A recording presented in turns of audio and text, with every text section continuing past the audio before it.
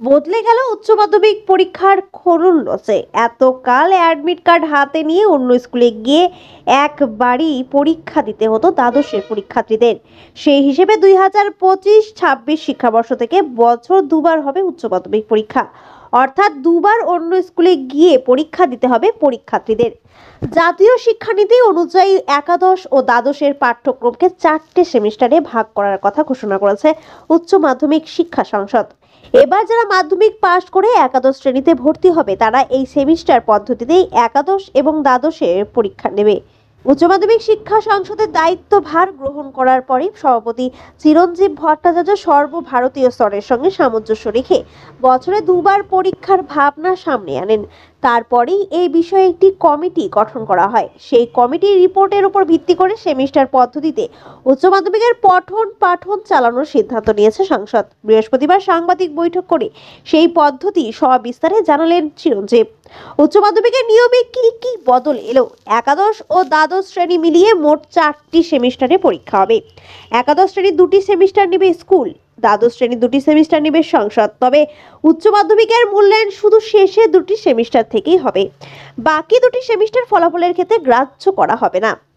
একাদশ শ্রেণীর 2টি সেমিস্টারকে প্রথম এবং দ্বিতীয় সেমিস্টার বলা হবে, আর দ্বাদশের 2টি সেমিস্টারকে বলা হবে তৃতীয় ও চতুর্থ সেমিস্টার। দ্বাদশ শ্রেণীতে ওঠার পর তৃতীয় সেমিস্টারের আগেই পড়ুয়াদের অ্যাডমিট কার্ড দিয়ে দেওয়া হবে। সেই অ্যাডমিট কার্ড নিয়ে অন্য স্কুলে তৃতীয় ও চতুর্থ সেমিস্টারের পরীক্ষা দিতে যাবেন পড়ুয়ারা। প্রথম ও তৃতীয় সেমিস্টার হবে নভেম্বর মাসে, আর দ্বিতীয় ও চতুর্থ সেমিস্টার হবে মার্চ মাসে। যে পড়ুয়ারা এবার মাধ্যমিক দিয়ে একাদশ শ্রেণীতে ভর্তি হতে চলেছে তাদের প্রথম সেমিস্টারের পরীক্ষা দিতে হবে নভেম্বরে। মার্চে হবে দ্বিতীয় সেমিস্টার। দ্বাদশ শ্রেণীতে ওঠার পর তাদের আবার নভেম্বর মাসে তৃতীয় সেমিস্টার দিতে হবে, চতুর্থ সেমিস্টার হবে মার্চে। প্রথম ও তৃতীয় সেমিস্টারের পরীক্ষা এমসিকিউ প্রশ্নে হবে। প্রথম সেমিস্টার স্কুল নিজের মতো করে নেবে, কিন্তু তৃতীয় সেমিস্টার ওএমআর শিটে হবে, খাতা দেখবে কম্পিউটার। আর দ্বিতীয় ও চতুর্থ সেমিস্টার হবে বড় প্রশ্নে।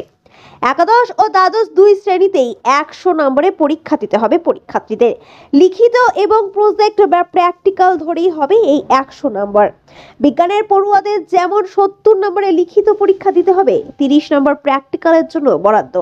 যাদের ল্যাবরেটরি নির্ভর পরীক্ষা নেই তাদের লিখিত পরীক্ষা হবে 80 নম্বরে। প্রজেক্টের জন্য বরাদ্দ থাকবে 20 নম্বর। ধরা যাক একাদশ শ্রেণীতে একজন পড়ুয়া বিজ্ঞান নিয়ে ভর্তি হয়েছেন, তাকে যে 70 নম্বরের লিখিত পরীক্ষা দিতে হবে তা হবে 2টি সেমিস্টারে, অর্থাৎ প্রথম সেমিস্টারে 35 নম্বর ও দ্বিতীয় সেমিস্টারে 35 নম্বর। প্রথম 35 নম্বর হবে এমসিকিউ প্রশ্নে, পরের 35 নম্বর হবে বড় প্রশ্নে। একইভাবে 80 নম্বরের লিখিত পরীক্ষা হবে 2টি সেমিস্টারে 40 নম্বর করে। বছরের শেষে প্র্যাকটিক্যাল বা প্রজেক্টের নম্বর যোগ হবে।